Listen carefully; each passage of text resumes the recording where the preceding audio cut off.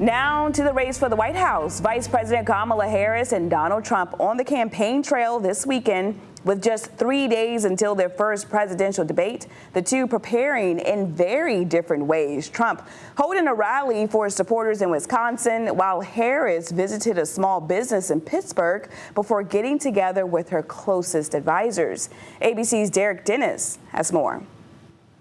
As he arrived in the battleground state of Wisconsin, Donald Trump seemed to be looking to lower expectations of his performance ahead of Tuesday night's debate. If I destroy her in the debate, they'll say, Trump suffered a humiliating defeat tonight. Trump making false claims about his legal challenges. Every legal scholar of note has said this stuff shouldn't be happening. It's a weaponization of government. The former president commenting on crowd size and touting his latest endorsement. We just got the endorsement of the biggest police group in the country, and 380,000 police. On Friday, Vice President Kamala Harris received an endorsement of her own from one of the most prominent Republicans of the last 50 years, former Vice President Dick Cheney, saying he will be crossing party lines come November. Harris is hunkered down with advisors in Pittsburgh, strategizing over how to take on Donald Trump. Earlier in the day, she visited a small business where she met shoppers and staff. It's time to turn the page on the divisiveness.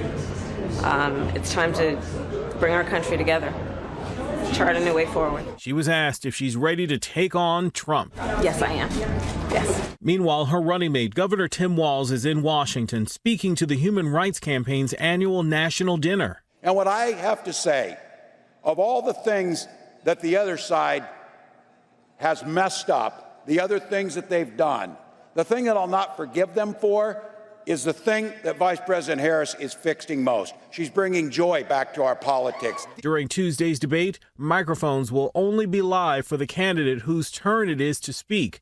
Former President Trump won a virtual coin toss and has chosen to offer the last closing statement, while Vice President Harris has selected to be at the podium to the right on screen. Derricke Dennis, ABC News, New York. Well, along with the debate, here are a few important election dates you need to know about. If you're casting a ballot in North Carolina, you must register to vote by October 11th. In-person early voting begins Thursday, October 17th, and ends Saturday, November 2nd. The deadline to apply for an absentee ballot is October 29th, and it must be returned by the time the polls close on Election Day. Meanwhile, if you're casting a ballot in Virginia, the first day of in-person early voting is Friday, September 20th. You can do that at your local registrar's office.